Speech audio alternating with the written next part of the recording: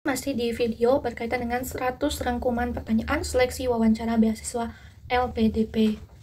Nah, di video kali ini kita ada di video part 2. Jadi, kalau teman-teman yang baru nonton video ini, silahkan nanti teman-teman bisa cek di channel Sahabat Ilmu, atau mungkin bisa nanti linknya aku taruh di box deskripsi untuk part satunya. Jadi teman-teman yang baru nonton dan belum tahu, 100 rangkuman pertanyaan ini itu dibagi ke dalam 5 part atau 5 bagian, dan setiap partnya itu berisi tentang 20 ulasan berkaitan dengan pertanyaan juga cara menjawabnya. Kayak gitu teman-teman. Sebelum lanjut, jangan lupa klik tombol subscribe-nya, dan jangan lupa aktifkan juga lonceng notifikasinya biar teman-teman tidak ketinggalan update-update berkaitan dengan beasiswa, salah satunya adalah beasiswa LPDP. Dan jika teman-teman suka, boleh diklik tombol like-nya, dan jika bermanfaat silakan share sebanyak-banyaknya.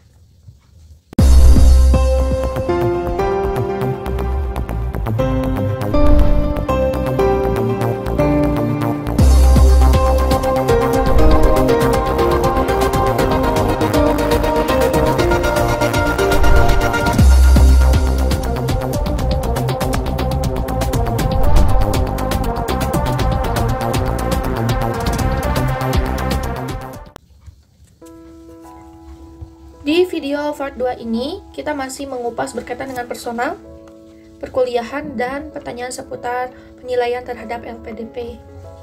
Nah, yang pertama di video ini ya, jadi ini soal ke-8 atau soal pertama di video ini. Berkaitan dengan personal nih, jelaskan mengenai diri kamu atau mungkin tujuan hidup dan lainnya.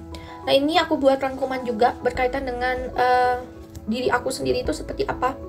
Tujuan itu kayak misalkan goals yang aku harapkan dalam hidup ini. Terus aku buat juga visi dan misi dalam hidup ini.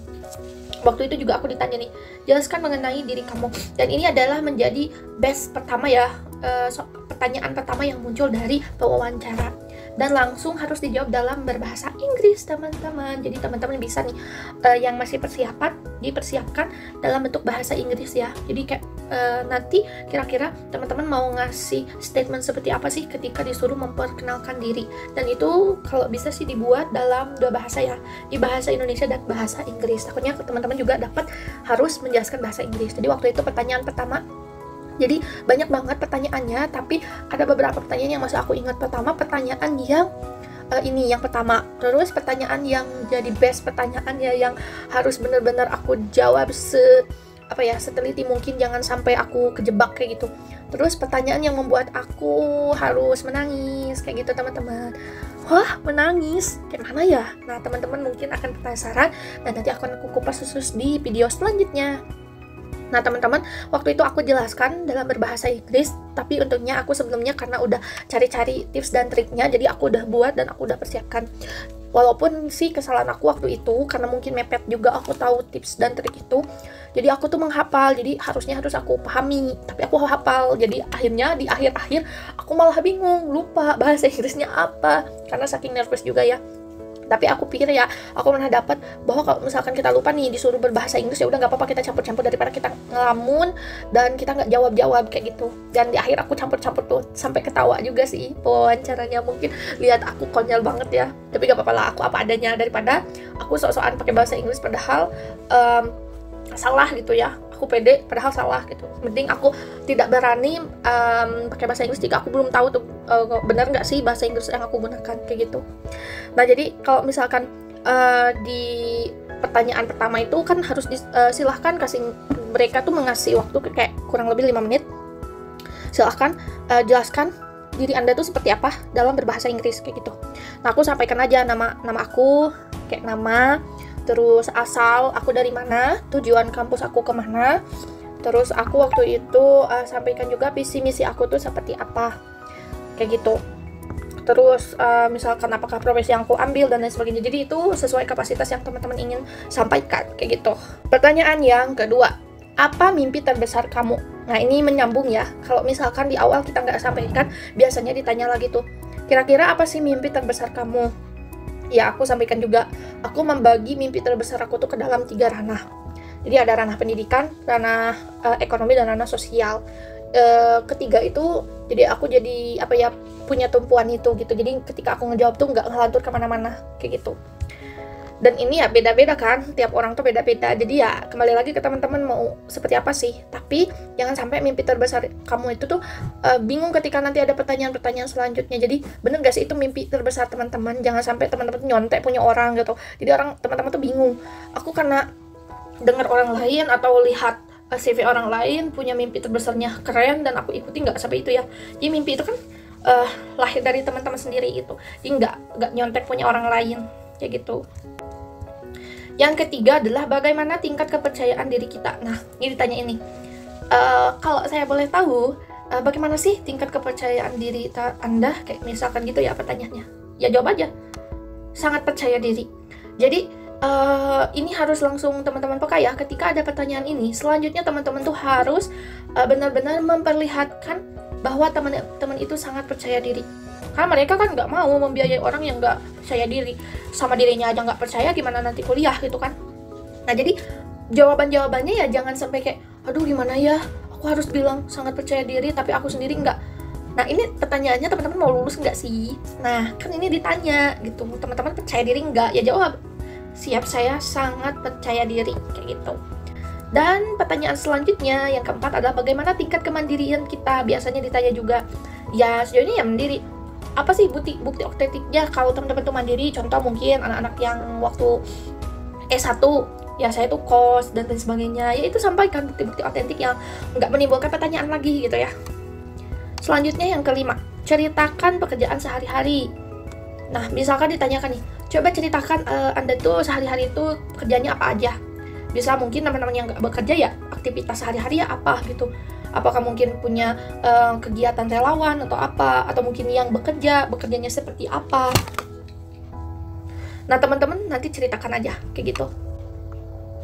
Pertanyaan yang keenam adalah tahapan hidup yang paling membentuk kita. Biasanya ditanyakan, coba sebutkan tahapan hidup yang paling membentuk Anda sehingga Anda seperti ini sekarang.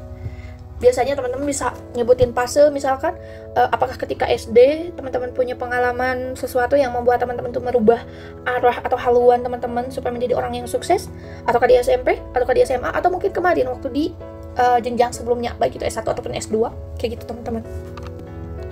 Lalu pertanyaan yang ketujuh di video ini berkaitan dengan personal adalah bagaimana menghadapi permasalahan paling berat seumur hidup. Jadi teman-teman ditanya tuh, bagaimana sih teman-teman menghadapi permasalahan yang paling berat kayak gitu. Nah mungkin aku tekankan, mungkin ada di antaranya ya termasuk aku juga punya pengalaman yang berat, dan yang namanya pengalaman berat pasti kan mengundang air mata, artinya mengundang masa lalu lagi. Nah ini aku kasih juga ya tips dan triknya. Pasti ya apalagi perempuan, kalau cowok sih ya fair aja gitu ya, biasa aja biasanya.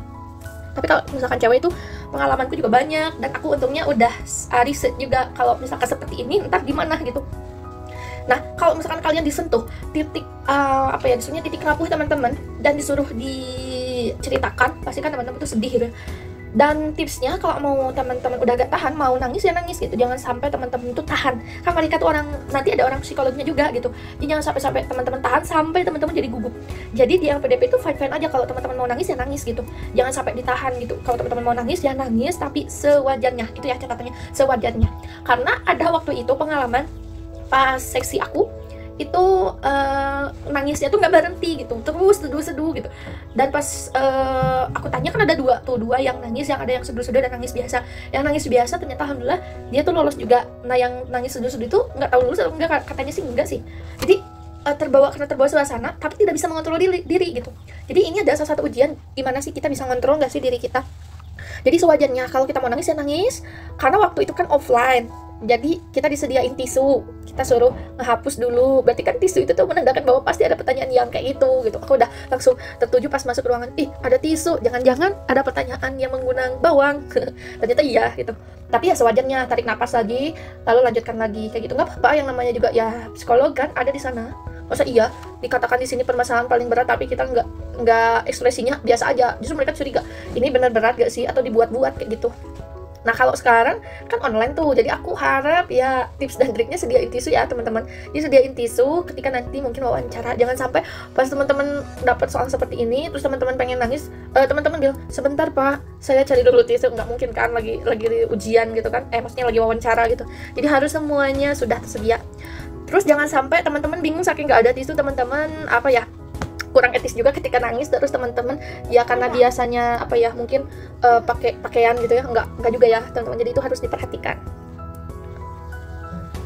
Selanjutnya itu berkaitan dengan perkuliahan nih. Next, ini soal 8 ya, atau soal nomor 1 di video ini dari 100 rangkuman pertanyaan wawancara LPDP. Yang pertama adalah rencana setelah selesai kuliah. Apa yang akan dilakukan, kerja di mana, dan mau jadi apa, ini akan dipertanyakan biasanya. Nah, jadi ini buatlah rencana-rencana itu dari sekarang, itu teman-teman. Jadi harus jelas ya, apa yang teman-teman akan lakukan setelah nanti kuliah selesai itu, kayak gitu. Kalau aku dulu, karena aku kan mau apply S2 tuh. Nah, yang paling simple waktu itu ketika ditanya apa yang akan dilakukan, aku ya kasih tahu aja, mungkin rencana aku tuh setelah aku lulus kuliah S2, aku akan bekerja, atau mungkin nanti aku akan concern menjadi dosen, tetapi aku juga punya planning bahwa aku akan melanjutkan juga S3, kayak gitu. Lalu untuk pertanyaan yang kedua adalah jelaskan mata kuliah yang akan diambil. Ini juga penting teman-teman. Kalau misalkan teman-teman ditanya apa sih mata kuliah yang akan diambil, ini menguji apakah teman-teman tuh siap tidak untuk kuliah. Jangan sampai teman-teman pas ditanya mata kuliah yang akan diambil apa aja, teman-teman bingung ya, tinggal nanti mungkin lihat KRS-nya Pak, nggak mungkin gitu ya. Jadi kalian tipsnya ya silahkan riset ke website kampus tujuan teman-teman, lihat silabus perkuliahannya, lalu ambil. Kalau bisa sih disesuaikan dengan judul penelitian yang teman-teman cantumkan di esai mungkin, atau judul penelitian yang teman-teman buat gitu. Jadi disamakan itu ya alurnya. Apakah misalnya penelitiannya kualitatif, berarti teman-teman ambil metode kualitatif di nanti ketika kuliahnya, kayak gitu misalkan. Lalu pertanyaan ketiga adalah kesesuaian jurusan sebelumnya dan jurusan yang akan diambil sekarang. Nah, ini sangat penting. Banyak banget yang tanya, Kak, aku jurusan ini, aku mau linear. Oke, no problem kan? Nah, tapi kalau misalkan situasinya ada teman-teman yang ambil non-linear, artinya bukan dari jurusan yang sama. Nah, itu harus benar-benar dipersiapkan. Mengapa banyak anjuran mungkin teman-teman yang buat video di YouTube harus linear nih, harus linear. Nah, mungkin teman-teman selamat nih di tahap seleksi 1 dan 2. Nah, di tahap seleksi 3 ini akan dipertanyakan apakah sesuai nggak sih jurusan sebelumnya dengan jurusan yang akan diambil. Biasanya kayak gitu. Atau mungkin ada teman-teman yang kebingungan, Kak, biasanya nih orang-orang pendidikan, Kak, aku S1-nya dari biologi, tapi pas S2 itu aku ambilnya IPA, pendidikan IPA. Gimana tuh? Nah, itu teman-teman tuh harus bisa berargumen. Ya nggak apa-apa kan, itu satu lingkup. Kenapa misalkan ambil IPA? Ya sesuaikan tuh dengan tempat nanti kerja mungkin, atau kesetiaan lapangan pekerjaan lebih banyak ke pendidikan IPA kah, atau seperti apa. Kayak gitu teman-teman. Lalu yang keempat, ceritakan kegiatan akademik dan non-akademik yang pernah diikuti. Biasanya tanya nih, coba teman-teman atau coba saudara sampaikan kegiatan akademik dan non-akademik yang pernah diikuti. Contoh misalkan kegiatan akademik, teman-teman pernahkah ikut lomba sains misalkan, atau mungkin olimpiade dan lain sebagainya, itu bisa disampaikan. Contoh non-akademik, misalkan pernah mengikuti kegiatan festival acara apa, itu bisa disampaikan. Itu lebih baik ditulis sih, biar teman-teman tuh nggak gugup nanti, jadi udah tahu mau jawab apa-apanya, itu udah tahu. Terus yang kelima adalah manajemen waktu selama kuliah. Misalkan nih teman-teman yang mau melanjutkan ke S2, bagaimana sih manajemen waktu selama teman-teman kuliah di S1? Itu ditanyakan seperti itu. Ya teman-teman ya jelaskan seperti apa gitu. Apakah misalkan teman-teman membagi antara waktu belajar, waktu kuliah dengan waktu organisasi? Nah, itu sih sebaiknya kembali lagi ya. Jadi teman-teman tuh udah buat rangkumannya. Jadi nanti tinggal dibaca-baca dan nanti teman-teman udah siap gitu ya, benar-benar persiapannya. Lalu yang keenam, ceritakan tentang tugas akhir atau skripsi saat S1 dan kaitannya dengan Indonesia. Nah, ini harus juga teman-teman penting banget. Kalau teman-teman misalkan yang mau apply ke S2, coba dibuka-buka lagi ya. Minimal lah teman-teman tahu judul waktu skripsian itu apa. Jangan sampai teman-teman bingung ngeblank, oh aku lupa gitu ya. Jadi ditulis lagi, dilihat lagi judul skripsinya apa, terus konsennya seperti apa, penelitiannya menggunakan metode apa, sampelnya mungkin, dan lain sebagainya. Itu harus teman-teman udah siap. Apalagi kalau aku rasa sih kalau online akan lebih lama mungkin ya, entah lebih cepat gitu ya. Yang tahu hanyalah LPDP dan pewawancara. Semangat ya teman-teman. Nah, selanjutnya ini untuk yang berkaitan dengan LPDP ya. Pertama ada, jelaskan nih kegiatan entrepreneurship yang pernah kamu lakukan. Ini biasanya teman-teman yang mungkin senang berwirausaha, atau mungkin teman-teman punya kelompok-kelompok komunitas kecil yang membangun ekonomi masyarakat atau ekonomi kampus dan lain sebagainya, itu bisa disampaikan. Kalau aku sih kebetulan Aku senang banget bisnis, dan aku banyak sih coba bisnis kecil-kecilan, alhamdulillah membantu juga, yang aku harap sih bisa jadi besar, amin, kayak gitu, entrepreneurship. Jadi aku senang sih, emang senang kayak gitu. Dan mereka juga malah tanya-tanya, mereka tuh kayak senang gitu ya. Jadi jangan sampai teman-teman itu berpikir bahwa wawancara itu tidak kesannya tuh cuma nanya aja, enggak, tapi justru yang unik ketika mereka juga mendapatkan hal baru dari kita. Waktu itu juga banyak sih hal baru yang mereka sharing juga, ngasih tahu, aku juga ngasih juga gitu. Itu lebih enak sih, lebih enjoy gitu. Lalu yang kedua adalah kegiatan seni yang pernah kamu lakukan. Mungkin teman-teman yang pernah melakukan ya sebutkan, kalaupun enggak ya bilang aja tidak, kayak gitu. Yang ketiga, jelaskan bagaimana makna dan aplikasi nilai LPDP dalam kehidupanmu sehari-hari. Nah, ini teman-teman juga harus paham ya, bahwa LPDP itu memiliki nilai-nilai. Yang pertama ada integritas, profesionalisme, sinergi, pelayanan, dan kesempurnaan. Nah, hal-hal ini, kelima hal ini adalah pedoman di LPDP. Nanti yang selanjutnya akan terus dibawa setelah teman-teman nanti lulus sebagai AOT. Nah, untuk nilai integritas, profesionalisme, sinergi, pelayanan, dan kesempurnaan ini, kalau teman-teman bisa, masukkanlah ke jawaban-jawaban teman-teman tadi. Atau mungkin nanti bisa juga ditanyakan seperti ini ya, spesifik. Integritas menurut Anda tuh seperti apa? Profesionalisme seperti apa sih yang Anda pikirkan gitu kan? Menurut Anda profesionalisme itu seperti apa? Gitu. Aku pernah ditanya profesionalisme kalau nggak salah. Nah, waktu itu ditanya, aku nyantumin tuh, goals aku tuh menjadi dosen yang profesional. Menurut Anda profesional itu seperti apa? Memang sekarang kalau misalnya Anda lihat, mereka sudah profesional nggak sih? Yang sudah bekerja di lapangan dan lain sebagainya. Nah, seperti itu ya teman-teman. Jadi harus sudah mempersiapkan pertanyaan-pertanyaan tersebut. Jawaban-jawabannya itu akan seperti apa? Yang keempat, siapa Menteri Keuangan saat ini? Nah, ini juga bisa ditanyakan ya. Karena kan kita di bawah Kementerian Keuangan. Ini juga teman-teman jangan sampai nggak tahu gitu ya, Menteri Keuangannya aja nggak tahu kayak mana ya, kayak gitu ya teman-teman. Terus yang kelima nih, seputar Pancasila dan pendidikan kewarganegaraan khususnya ideologi negara. Ini bisa juga ditanyakan juga gitu ya teman-teman. Kalau aku sih waktu itu di 2019 ada khusus sih, ada 2 wawancara pertama itu kan yang pokok pertanyaan-pertanyaan seperti ini, dan yang wawancara keduanya itu di hari yang sama juga, cuman beda berapa jam gitu ya. Dan itu fokus ke ini ya, yang ke kebangsaan. Nah kan di tahun 2021 itu kebangsaan itu masuk ke seleksi tahap kedua ya, berupa seleksi seperti akademik itu ada 30 soal gitu ya.